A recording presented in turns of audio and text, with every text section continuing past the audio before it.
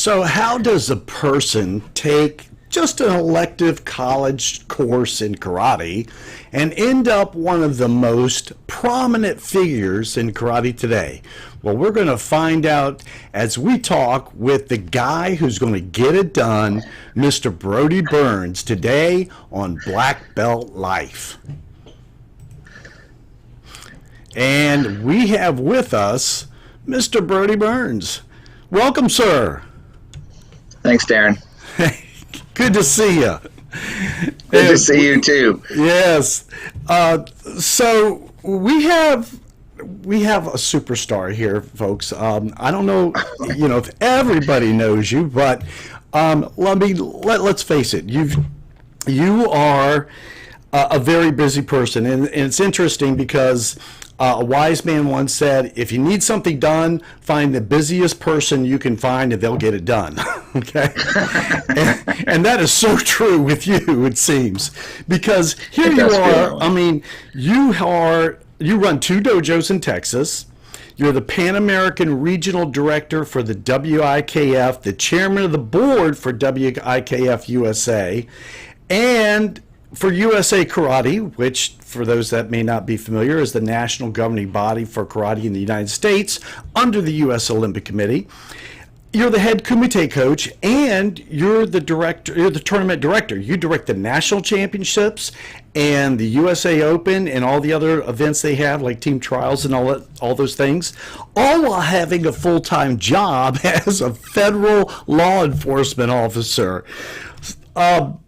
Wow. How do you get it all done? I'll say that those titles are sound more impressive than the actual jobs. I have a great crew in all of those things. When it comes to tournament direction, we have the entire national event staff. So over the years, especially once I moved to a head coach position, I was able to really distance myself in a lot of the operations there, and they have a director of tournament operations, they have a director of registration, so there's a really good crew there that handles a lot of that. When it comes to the dojo, again, I surround myself with people who love it as much as I do, and I have a really good staff here. My McKinney dojo, my second location, is run completely, almost completely independent, where they're more of a satellite dojo where we can check on them. But it's mostly surrounded by good people and having very understanding bosses. I will say that as we speak, yes, I am technically on call right now. So the phone never seems to stop. So to break out an hour to talk to you is going to be tricky, but we've done it. So phone's on vibrate. I like it that way. I like to stay busy. I just feel like that's where I thrive, and a lot of these jobs I just fell into. So right. Now, tell us a little bit about the pre-karate Brody Burns and how you got started in the martial arts. So all through high school, I was more of a debate type guy. Wasn't super athletic, stuff like that. Probably normal level of fitness. I wasn't overweight or any of that stuff, but just a normal guy. And then I knew I wanted to either be a lawyer or maybe in law enforcement. And then as we got into my senior year of high school, it was the summer of my senior year, I was at a park with some friends and our girlfriends, and we were literally just hanging out. We were good kids, and we got jumped by a group of people that were not good kids. Oh, wow. And at that point, yeah, it was actually quite scary. And when I think back on it too, and at the time it happened, it was me, my best friend, and our 2 girlfriends. And as we were just sitting there in the park late at night, we shouldn't have been, but it wasn't that late. It was probably like 11. And this carload of people, about 8 teenage boys, got out, and about our age, and we didn't think anything of it. And they came up and slapped my friend who was sitting on the stump next to me. And as I stood up, they shoved me, and I told the girls, get to the car. They made it to the car. Me and my buddy fought our way back to the car. got in the car, raced to the police station, which wasn't that far away, and they actually chased us to the police station. These are like people I don't even know. Good grief. I looked over at my friend and saw that he was bleeding out the ears. He was really beat up. Wow. Fortunately, my mom taught me enough about fighting that I wasn't beat up too bad. But then we you know, and at that point I thought, wow, I never thought of that. I never thought of that level of, I always thought I could talk my way out of anything. Right. And in that situation, there was no talking. I didn't know them. It was a complete random act of violence. Ended up, they were rival high school football players that had nothing to do with us. So I ended up taking a self-defense course my first semester at college, and ended up being karate. So the bullies kicked sand in your face, and you took a karate class, and here you are. There you go. There you go. I mean, honestly, that's true. I've certainly relived that moment in the park many times in my mind. I'm sure, absolutely. So how did the Academy of Classical Karate get started, your dojo? So then, so I trained at the college for a couple of years. The sensei there had a dojo locally. I met Darren Free, who's, you know, one of my longest and best friends. In that picture right there, there's Darren. And he was senior to me. So he would come into the college class, and at the time I thought, oh wow, he's such an awesome, you know, the instructor's throwing him around, and he's just, you know, he was complete stud, and I was like, wow, this is my buddy. And so we went to the karate school together and trained there for several years, and then the instructor was moving, and she offered the dojo to him, and he brought me in as a partner, and here we are 22 and 23 years old, owning a karate school. Wow. We changed the name to Academy of Classical Karate, and then that was 95. So fantastic. And you've developed an incredible team of instructors over the years, and, you know, now of course have 2 locations and all. Do you find trying to run 2 schools twice as hard, or is it 4 times as hard? I know you do a lot of delegating, and that, I believe, is the key, of course, to any busy man, the success of any busy man. How do you find running 2 schools? You know, we have, like most people, when they have high-level students, they maybe go out and open their own dojo, or and they do this or that. Mine all seem to stay. So I have a director of curriculum, I have a director of testing, I have these high-level instructors who I've had since they were, like take Tom Scott, since he was 8 years old. You know, he's now a 4th-degree black belt at 31 years old, and he runs a whole program. So I don't have to worry about all that. Tom does also all of the scheduling and lead follow-ups and all of that, all are centralized here at the Hambu. And great. So it's the same phone number. The phone number rings here. The website comes here. Everything comes here. And then it's farmed out to, so running the second location actually wasn't harder logistically. It's 15 minutes, 20 minutes north of us. So it's not that hard. Oftentimes the instructors will flip-flop. Some will go there, some will come here. The students go back and forth. So it's actually not that difficult to run 2 of them. I've heard from many people that, man, if you open up a second one, it's like opening up a 3rd one and a 4th one, but right. I haven't found it that way. Yeah, and I think the key definitely is, like you're talking about, Tom, the key is good people. I had 2 dojos at one time, and I had okay people, and they turned out not to be so okay. So that is really the true key to it, is having wonderful people to help you out, for sure. So, well, the guy who runs the McKinney dojo is Caesar, and he's like my son. So he literally is, you know, adopted almost. So, and again, I've had him since he was 7 years old, and now he's 23. So I have good loyalty with these guys, and that's one of our proudest things, is moving from a little 3,000 square foot facility to an 8,000 square foot facility here, and then having a 6,000 square foot facility just 20 minutes north of us. I mean, I'm really proud of that growth and being able to maintain it. And we've had one of our best years ever this year. So I Terrific. feel like it's even better. Fantastic. Well, and you all have been open. We just opened here in Virginia June 1st fully. We had to be 10 feet apart before that. And it's been a difficult year, but man, we are doing gangbusters right now all of a sudden. So it's great. I don't know if part of that is the Cobra Kai phenomena or what that is, but I do feel like there's something going on in the industry because other instructors I've talked to, they're all experiencing this level of growth. Right. And we put a lot into our advertisement at the beginning of the year, but I honestly don't think it was that. There's just more to it. So.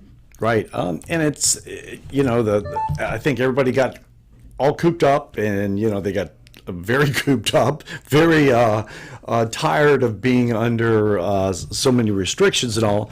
And then it just opened up and we were still in business, still, having our programs going where a lot of programs, they were totally shut down, football, baseball, things like that. So we were the go-to thing. So it's been a blessing for all of us. That's for sure. That's for sure. Yeah, you're absolutely. Yeah. Now, you had the honor of being a student under the head of Wado, Tatsuo Suzuki, for years, and you traveled abroad with him on many occasions. Now, and he even asked you to organize and host. It was the Wado International World Championships, and now you're chairman of the U.S. branch of Wado of the WIKF and the Pan American Regional Director. What was it like working with the most famous and the most senior Wado instructor really in the world? Quite the privilege. I don't take that lightly. It's phenomenal. It's an experience that I will never ever forget, and I cherish it to this day. Right. As you know, working for a Japanese sensei can be also trying, right? There are certain demands and expectations, and the word, well, sensei, I don't know if that's going to happen. Those you don't say those words. So it was what he wanted, and the way WIKF was run when sensei was alive was very much a single man running the entire world of Wado karate so as he started to get older, there was this movement to try and create something that would last beyond him with a board of directors, with an executive committee, with people like me, regional directors. So that formation of an organization, of a structure, came in towards sensei's latter part of life, just so there could be some structure to try and take off some of that pressure that was on him. The WIKF as an organization is very strong. William Millerson, who was, of course, the first vice president of WKF, all that, he was the chairman. So there's always been this organizational structure that was independent of the instructional side. So in the USA, I am not the chief instructor. There is a chief instructor here, Sensei Tom Koslow, who's an 8th Dan, and he's responsible for the training and instruction of USA. But I am the organizational leader that tries to put the organization moving forward, growing schools, things like that. So I've always liked that about WIKF. That's been something that Sensei saw was important because he was the first one who made William a chairman and him the chief instructor. So, but to your original question, it's been phenomenal experience training under Sensei, and there are things that you just can't replicate after training with a true master, and something that I'm very thankful for, and I'll always appreciate. Something that you're very honored to have done, and not Absolutely. that many people in the world have had that opportunity. So, I was the same way under Shogo Kuniba, and was very honored, and I'll never forget it. And I've stayed the path all my life because of that, because of that loyalty. Now, let's talk about USA Karate. And you started in USA Karate as a volunteer. As a matter of fact, how we met, I think it was in was it in Charlotte in 2006, I think, something like that. Um, and you came in and you said, we can help run things, and you did a fantastic job. And since then, you've done just about every job in the organization. Now you're heading up coaching staff, and you're still running the events. And like I said, you run a dojo. You're a federal law enforcement officer. That's a lot on your plate. What do you do in your off time? What do you do to relax? Well, I do enjoy the dojo. My best friends are here. Everybody that I hang out with socially is in the dojo. So I enjoy that. My parents live 5 minutes from my house, so I see them on Sundays. I'm a family guy. But when it comes to unwinding, I love sitting on my patio, smoking a cigar, having a scotch too. So there you go. But I look at being in the dojo as my place to unwind and my place to enjoy what's going on.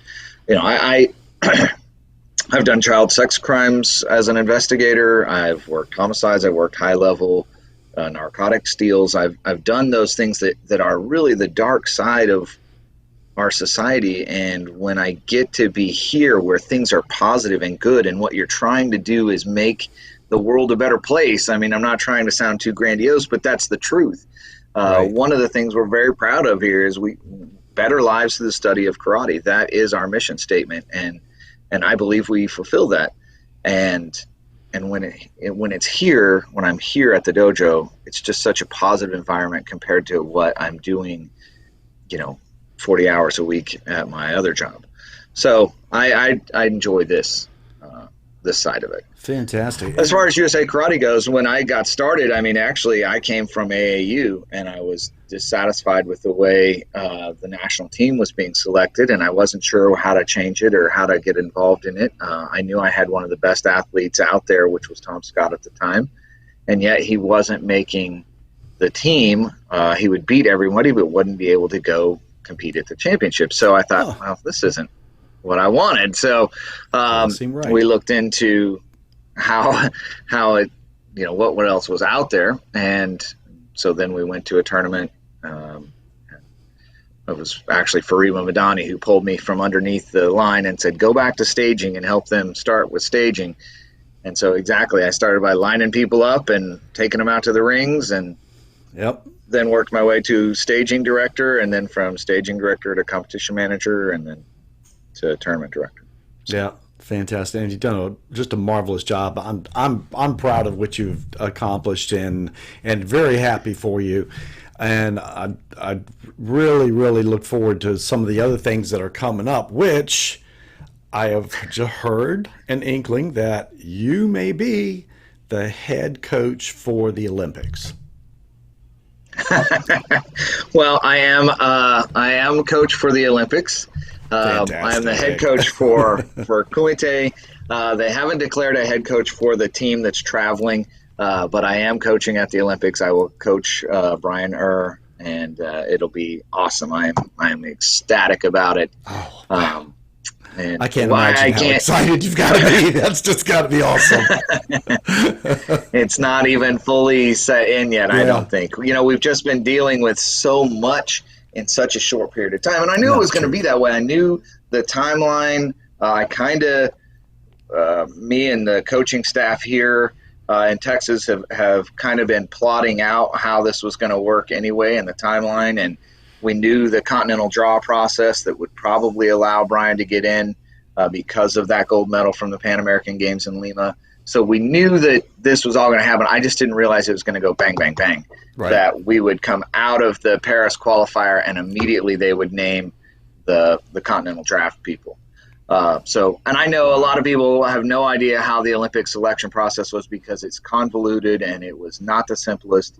Absolutely. But we studied it. We literally studied it and tried our best to know how it was going to work out. And I would say we were about 95% right across the whole board, but we were 100% right here.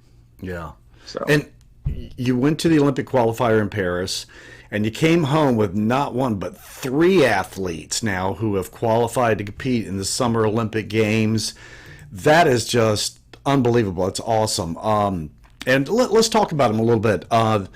Of course, we have to talk about the ladies first. So, Sakura Kokamai is, first of all, she was the only one to qualify for the 2020 games, which then got postponed, of course.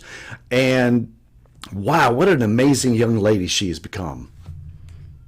right. Sakura qualified in phase one of the qualification process. She was the only U.S. athlete to qualify via phase one. And that was through a history of outstanding performances, through just consistency and earning the points and medaling, performing high even on the days when she didn't medal. I mean, she earned that spot right up from the beginning. So Right. we were very proud to get her in. We had a little time there where we had to wait because there are rules to this game of naming people to the Olympics, to announcing them. A lot of times people think it's just, oh, there, it's done. It may be common knowledge, but as an organization, we have rules that we have to follow through the USOPC and the IOC. So there was a little time there where everybody kind of knew that she was ultimately going to be an Olympian, but we had to wait until it was official. Absolutely, so, yes, sure. she did a great job. We were very proud of that. We were really hoping going into the qualifier we would get some more, and, of course, we did. We got Ariel through phase two, which was the qualifier, in an outstanding way. He crushed it. So there was that. And then once we finished that, there was through phase three. Fantastic. Now, Sakura, was she automatically going to be in 2021 since she had qualified for 2020? Right. So everybody that was the qualification for 2020 prematurely closed, and WKF had to come back and reopen it because they still had qualifying events left that did not occur in 2020 because of the pandemic. Right. So although she technically was not qualified until the close of points, which was in Lisbon this year. So she, although it was statistically would have been impossible for her not to make it based on the points, that's how she got in. So Gotcha. she was qualified in phase one. Yeah. Now, Ariel, he's come up from the junior team, of course, done great in many of the competitions. And he got into the seniors and was a good competitor. All of a sudden, he's like fantastic. It's just wonderful to see the growth of Ariel, who comes from Florida, if I'm correct. That's right. Sensei Young is his sensei, and they train together even on U.S. team trips. He gets on FaceTime with his sensei, and they interact together, and he coaches him right there. We were at the Pan American Games where Ariel did well. Unfortunately, didn't take the gold that day, but did well. He has won the Pan American Championships in an outstanding way, Right. at a senior level, so we know he has the capability.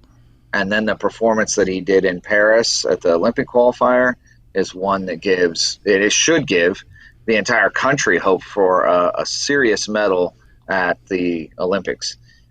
But here at the national coaching staff and the national office, I know we're very excited about it. Absolutely. And to have two kata competitors from the USA, that's kind of a special deal as well.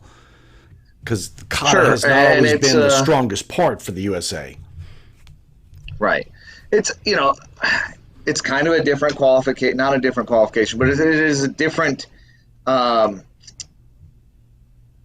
method of competition than Kumite, so it is, different. But yes, certainly to have the male and female going, and both of them being strong medal contenders. They're not just going to fill a spot. Right. Both of those athletes have a legitimate potential for a medal, and that to me says a lot. Absolutely, no doubt about it. And man, best of luck to both of them. We will definitely be rooting for them big time. Now let's talk about Brian the Kumite man, who is actually a transport to your dojo, and he too has all of a sudden just blossomed into now an Olympic competitor. I mean, just an incredible young man. Yeah, absolutely. 5 years ago, when he said, "I want to move to Texas," I literally blew it off. I did not think it was going to happen, and I wasn't all that excited that it was going to happen. Tom and Didn't think he was Brian, that serious, did you?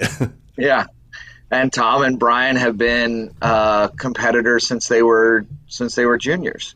Brian actually knocked Tom out of a spot to go to a junior team trip one year. Oh, wow. So I never really thought of him as coming here and training. And prior to that, he had a lackluster performance at a world championships because he had knee surgery, things like that. So, but all of a sudden, he texts me and says, "I'll be there on November, whatever date it was." And I said, "Where are you staying?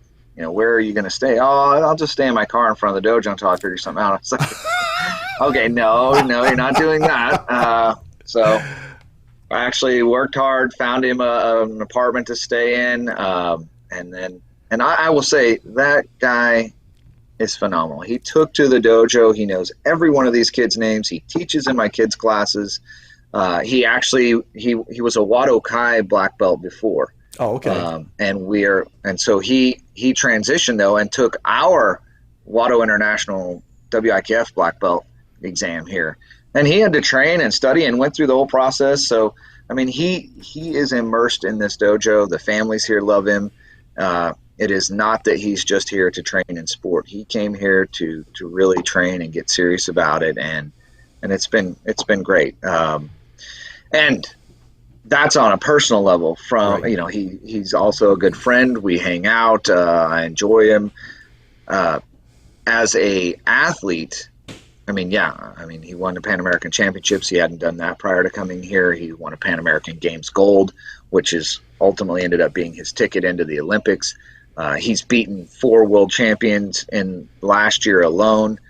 Just before the pandemic, he was killing it. We silvered in Austria, which, in that tournament alone, he beat some big names. So he was really catching stride going into the pandemic. We took some time off, obviously, and we'll see. Hopefully we're coming back, and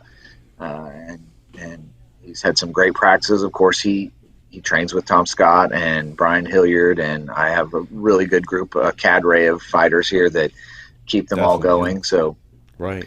That's been good for him. How do you feel it's going to be, since we had this whole time off with the pandemic, from tournaments and from the experience of going to events and other training opportunities, things like that? How do you think that's going to affect things? Is everybody really at their peak, do you think? I will say that some athletes, are not, but a lot of athletes are, and they're outperforming every other piece of the competition, from the officials to the organizing staff to everything. The athletes are charged and ready. The officials, I'll be curious. The Olympic qualifier was quite the eye opener in many ways, and that's not just me talking. That's an across the board assessment by coaches internationally. There was just some major upsets there and some things that you're like, wow, how did that call happen? So I would say primarily that's because officials have a much harder job to train than the athletes do. I can run an athlete practice 4 days a week and not kill my athletes, but officials, that's very difficult for them to train. And when the athletes are performing at an Olympic level, at the highest level, it's very hard to see points moving at that speed. So, I think that will be where you see the effects of the pandemic, is in your organization, because tournament promoters are not used to running tournaments.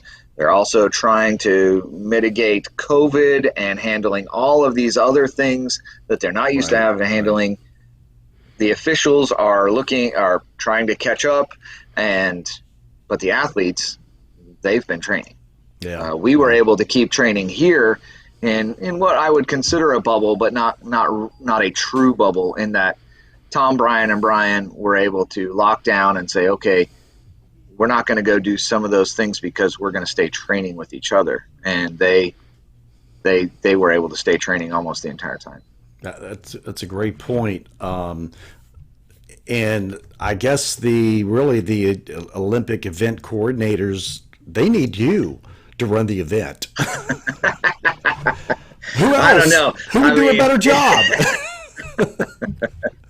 I don't know. It's just the team leader stuff and the coaching stuff. It's a mound of paperwork that everybody, and especially this one. My gosh, this one, we're being tested every day. Really? COVID tested every day. Wow. You are in a true lockdown facility. You come out of your hotel room. Security takes you to the lobby, to your bus, to training. You can't deviate. You can't go anywhere else. We will stay in a training facility for about 12 hours where we'll run practices, we'll eat our meals, we'll have, downtime and all of that. We come back, go back to our rooms. That's it. There's no sightseeing. There's no socializing. The walking tour of Tokyo is out, right? Yes, correct. We are in a host city. Koga, I think, is the host city. I'm not exactly sure. But it might be Kogawa City. It's a smaller city than Koga. Mm-hmm. So, but we're not going to be able to go see it. So great. We do have after the Olympics, we do have a community involvement program there where the athletes will be able to, if allowed, meet some of the citizens and stuff like that. But good. No, Tokyo's taking it very serious about this COVID lockdown. Good. All right. Well, I hope everybody's safe, to say the least. Now, you're in your team of instructors. Of course, you've been the coaches for numerous junior and senior team members over the years. And, of course, one of your most famous, of course, Tom Scott. Tom has, first of all, just a wonderful, wonderful guy, a terrific young man. And he was one of the really huge Olympic hopefuls. I mean, I know all of us supporters, we were all, looking forward to him making the Olympics.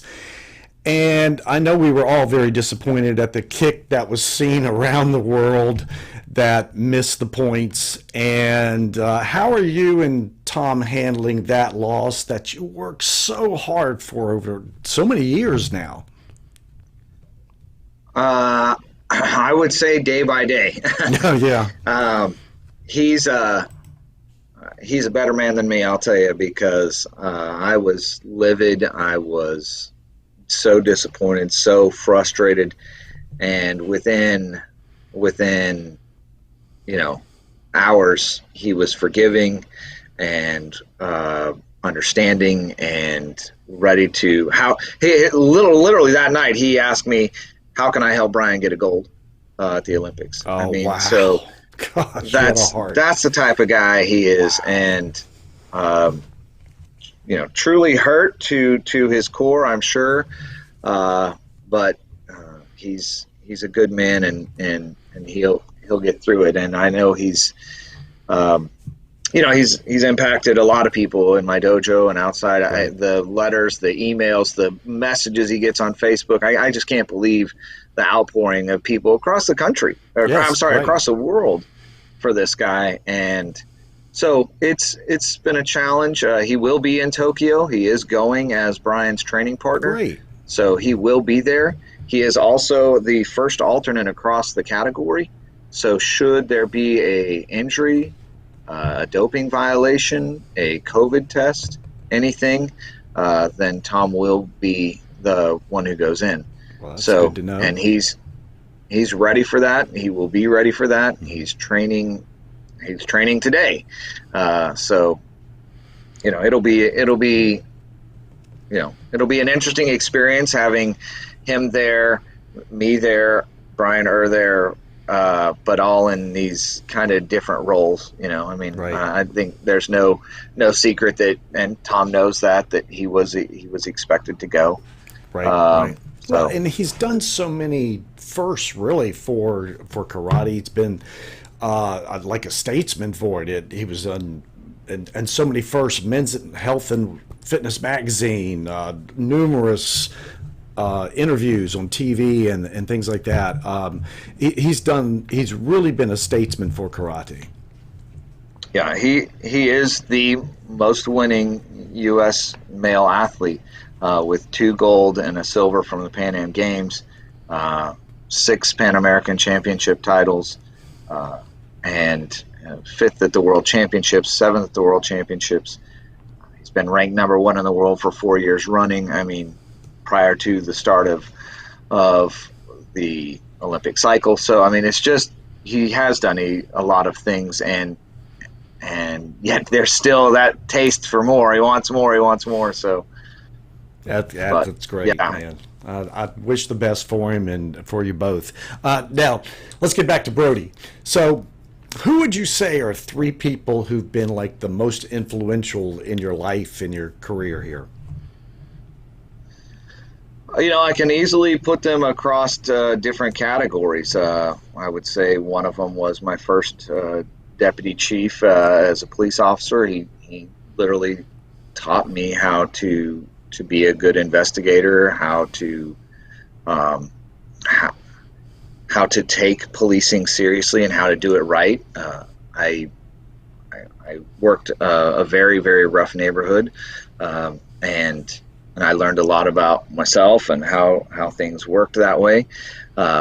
So I would say him. I would say obviously Tatsuo Suzuki and his mentorship as my karate teacher. I will say that he was not, wasn't my spiritual leader or my business manager or things like that, but he's so inspiring as a man his age could still perform the way that he performs. And his karate was unquestionable, and that is something you could never use. Sensei, my leg hurts, or Sensei, I'm hungover, whatever it was. Yeah. It didn't fly with him. So I would say him. And I think my dad has been a huge part of my life, in that he has shown. My dad is actually my stepdad, but he raised me since I was 4, and he actually is the one who, he didn't have to do that, and Right. Raising me to be a good man and showing me that raising good men is important. And I would say I've done that. I think I'm really good at teaching people how to be good men as they grow up, and so I would say those 3 people. Fantastic. And being a karate instructor, we're very often looked at as almost a second father figure or male figure for a lot of kids, especially in homes where they're split, and it's a thing that can change your lives. Tell me about a life-changing situation or decision you've been in. Well, I thought about this question, and it's tough, because I've had decisions where I had my finger on the trigger, and I was about to make a life-changing decision for me and someone else. Wow. And so you can't even put those in the same category as like a normal one, right? I would say, in the spirit of what we're talking about, when I made the leap and closed my 3,000 square foot dojo and moved to an 8,000 square foot dojo, and I knew that I needed to gain 80 students in the first 2 months, or I was going to be broke. And that was literally my burning the ships moment. I said, guys, we're moving, and the trick to this is we have to grow instantly when we open the doors, and not by a little, but by a lot. And so that was a big decision. It was a do or die decision. And to top it all off, at about the same time the dojo was being built, I I switched jobs and I went to go be a federal agent. Oh my And gosh! Wow. so I'm in a federal academy while they're doing construction at the dojo. So that was a life-changing decision, because I could have stayed Sure. in the little dojo, and I could have stayed in a small pond. Mm-hmm. But moving to USA Karate as wanting to, we were winning local open circuit tournaments. We were doing well in the AAU, but to get on the U.S. national team and to be a part of that organization, the actual NGB was what we wanted to do. So, Yeah, very good. So, what do you think? I know this is always the interesting question. What do you think your biggest failure has been? What'd you learn from it? it's still pretty raw, but I would say getting Tom into the Olympics.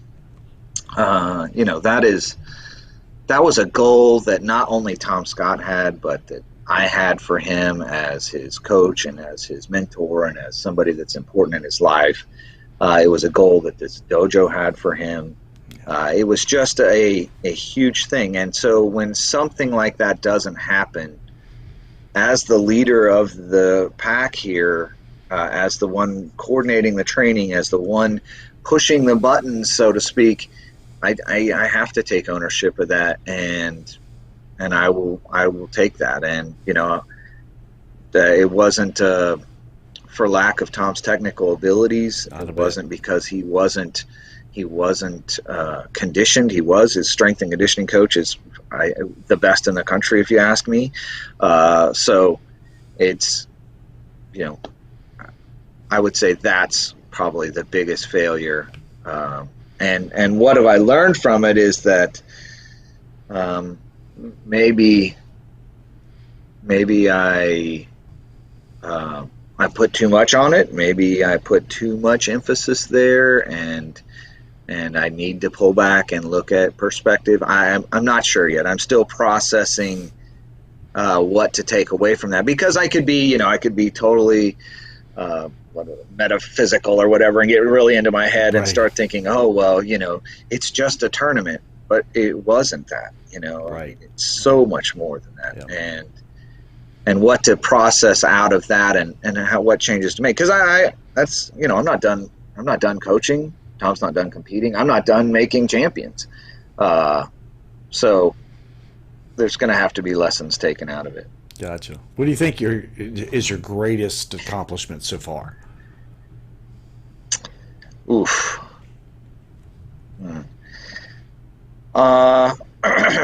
On the sports side, I would say it's producing 2 Pan American Games gold medalists in the same year. That has never been done. It's never come out of the same dojo. That's amazing. I would say from a coaching perspective that. From a personal perspective, I would say having played a role in these guys' lives that makes other people go, wow, those are good guys. Wow, you have such a good group of guys around you. You have such a good group of instructors. That's important to me. And that name brand recognition, when you think of one of the guys that comes out of this dojo, you go, they're not only good athletes, they're good people.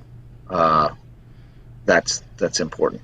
Yeah. And that I do take pride in that as well. I won't take 100% credit for everything.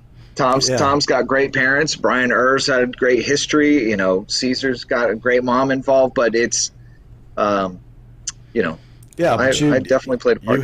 You had a path for him, and you kept him on the path, and look where look not only what great athletes have become, what great people they become, great citizens they become, and that makes you feel good. I think that's one of the reasons I keep stepping into the dojo, is because of the fantastic people.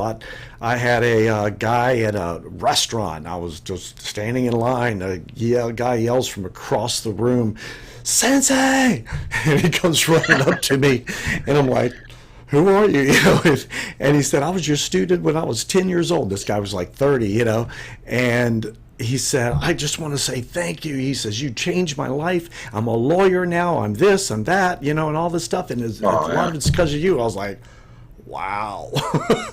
Just, man, is that humbling, But it makes you know you're doing the right thing.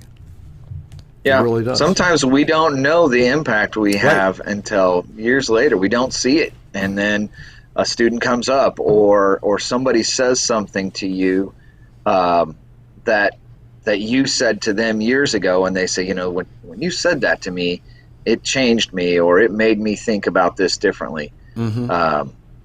That those little moments are important, and I take them seriously. I study. I was never an athlete at the level of Tom or any of these guys. I was not an elite level athlete. Right. I had to study to be a good coach. Right. I have to study martial arts. I have to, my sensei, Suzuki Sensei was not a guy who would teach you the Japanese metaphoric stories and all of that. It was punching and kicking and fighting and things like that. So to learn these things, I had to study them, and I take it serious. And the role that we as senseis play in people's lives, I think, is important. And obviously, you're a perfect example of that too. So I know you know what I mean when I say things like that. Yeah, exactly. And I think you hit something on the head right there. You said, you weren't an elite athlete. I don't believe you were on a U.S. team. I wasn't on a U.S. team. I couldn't be. I was 25 years old, running a dojo full time. Didn't know what I was doing, and I couldn't afford to go to the qualifiers and the nationals and all that stuff. And it's not always that you've got to be this elite athlete or this U.S. team member or champion or medalist to be good in karate, to be a great sensei, to be a role model for other people. You have to follow the way, be a good person, and be the mentor that somebody was for you. So I think that is a huge, and I think you hit it on the head there. You don't have to be that elite athlete necessarily. No, and that's it, right? You have to know how to train them and teach them. And I mean, when Tom was younger, I certainly wasn't able to hang with him endurance-wise. None of our fighters were. So What I would do is I would have one of my more trained and seasoned, but still fairly young guy, Brian Nixon, fight with him until he was tired, and then I would put Caesar in there, the young guy. Right. To fight with him. And you just have to come up with ways, and you have to study ways and look up ideas. But no, I definitely think that I don't take away from our national coaches that were elite level athletes, but I don't think it's a requisite. Right. Yeah, very good. So what does the future hold for Brody Burns? What are your goals now after the Olympics, let's say? It's a good question. It depends a lot, I think, on what the guys here are doing. I'm involved in a lot because of what they're doing. I'm very excited about our U.S. junior team. There's some guys coming out of Florida that I think will represent the United States extremely well. There's our youth, our junior team across the board has just looked great, and so I'm excited about that as a national coaching member, and I'd like to see what we can do with that. We parlay that into some senior teams wins. The senior Pan Americans, we're right now the team to beat. We have been on top of the medal podium on our overall the last two Pan American championships in a row. We were going to go for the hat trick in 2020, but of course it got canceled. So we're going to try here soon in Uruguay for 2021. So things like that. I do still want to stay active in the coaching staff and stuff like that with USA Karate. The dojo is going to be a little different, obviously. I mean, I have Caesar is growing up. He'll be graduating, and he's going to go get a cop job here soon. So we'll have to see how McKinney Dojo works out as far as getting new blood in there and seeing how Caesar's going to play that. And so there's a lot of challenges coming up for the business that'll be fun and exciting.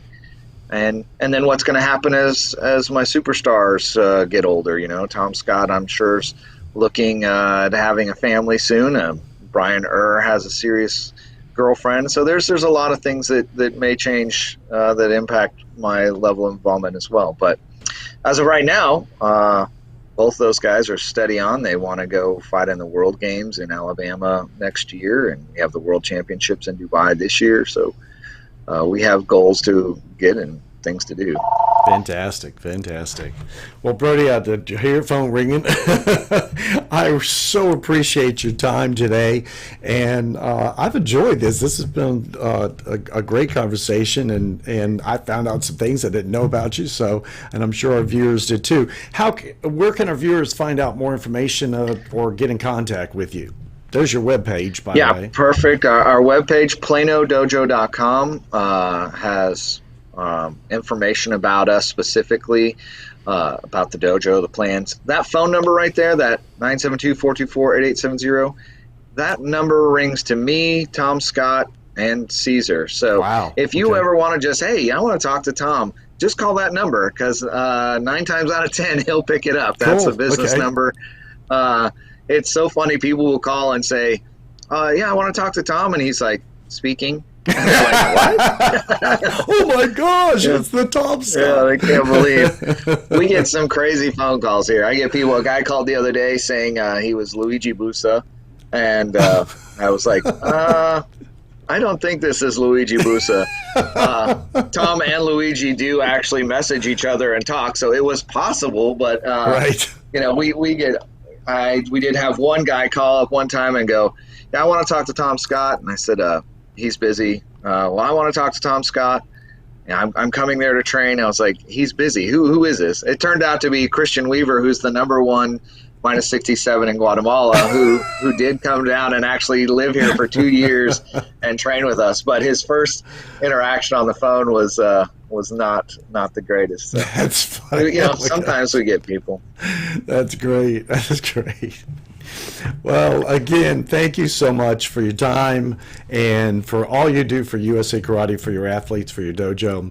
And anybody, if you'd like to ask Brody a question, please feel free to comment below, you know, here on YouTube, and hit that like button if you like this. Hit the subscribe button so we can grow the channel. But the main thing is, you know, we want to let you know that more things like this is coming. And Brody, this has been definitely one of our best, and we wish you the best in everything that you've got going on, and good luck at the Olympics.